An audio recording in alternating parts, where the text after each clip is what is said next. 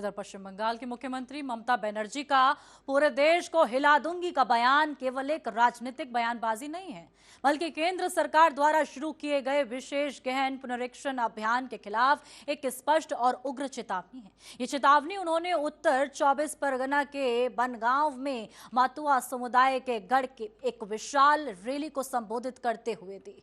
इस बयान का मूल कारण एसआईआर प्रक्रिया को लेकर पश्चिम बंगाल के नागरिकों, विशेष रूप से शरणार्थियों और मतुआ समुदाय में व्याप्त गहरा भय और असुरक्षा है। मुख्यमंत्री ने दावा किया है कि इस प्रक्रिया का उपयोग वैध मतदाताओं के नाम मतदाता सूची से हटाने और आगामी चुनावों से पहले राजनीतिक फायदा उठाने के लिए किया जा रहा है।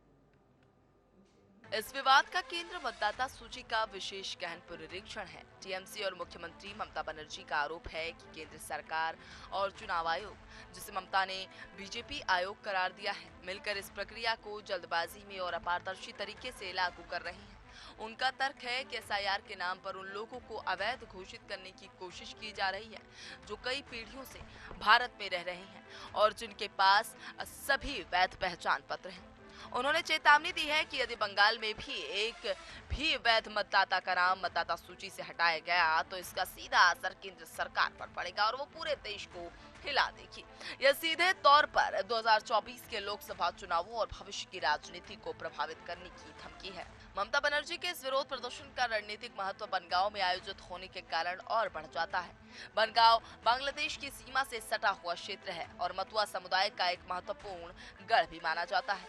यह समुदाय ऐतिहासिक रूप से शरणार्थी रहा है और नागरिकता संशोधन अधिनियम के मुद्दे पर केंद्र और राज्य के बीच एक प्रमुख राजनीतिक दूरी बना हुआ है।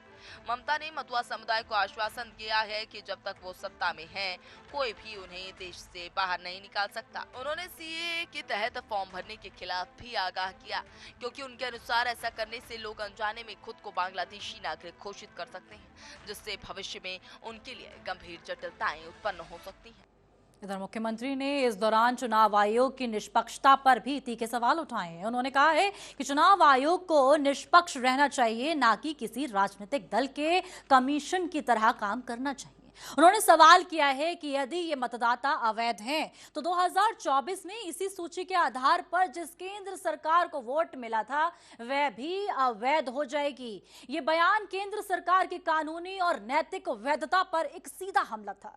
ममता बनर्जी ने यह भी दावा किया है कि बिहार जैसे अन्य राज्यों में भी एसआईआर किया जा रहा है और यदि ये केवल बांग्लादेशी समस्या है तो भाजपा शासित राज्य में ये सक्रिय क्यों चल रही है। टीएमसी और बीजेपी के बीच ये टकराव पश्चिम बंगाल की राजनीति में बंगाली अस्मिता बनाम बाहरी खतरा की पुरानी बहस को फिर से जिंदा करता है। ममता बनर्जी खुद को बंगाल के लोगों, विशेष रूप से अल्पसंख्यकों और शरणार्थियों के अधिकारों के अंतिम रक्षक के रूप में पेश कर रही है।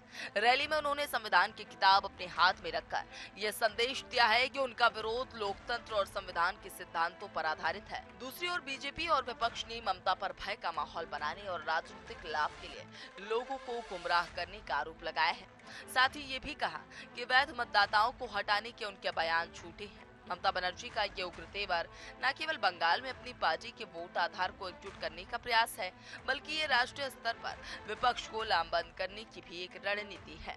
पूरे देश को हिला दूंगी का अर्थ ये भी है कि वो केवल बंगाल तक सीमित नहीं रहेंगे, बल्कि केंद्र सरकार के खिलाफ देशव्यापी आंदोलन छेड़ सकती है। ये घोषणा बिहार चुनावों में विपक्षी नेताओं के कथित रूप से बीजेपी का खेल न समझ पाने के उनके बयान के साथ मिलकर यह दर्शाता है कि वो खुद को केंद्र के खिलाफ लड़ाई में अग्रणी विपक्षी नेता के रूप में स्थापित करने की कोशिश कर रही हैं। एसआईआर विरोधी रैली में मुख्यमंत्री ममता बनर्जी का बयान घरेलू राजनीति और केंद्र राज्य संबंधों में एक अहम मोड़ है। ये चेतावनी दर्शाती है कि पश्चिम बंगाल में मतदाता सूची और नागरिकता का मुद्दा आगामी चुनावों में एक प्रमुख लड़ाई का मैदान बनने जा रहा है। ममता बनर्जी ने इस मुद्दे को भावनात्मक और राजनीतिक रूप से इतना ऊपर उठा दिया है कि अब ये केवल राज्य का नहीं, बल्कि राष्ट्रीय राजनीति का विषय भी बन गया है, जिस पर केंद्र सरकार को गंभीरता से विचार करना होगा। कैमरा पर्सन हसनैन के साथ मैं सुरभि टीवी नोएडा।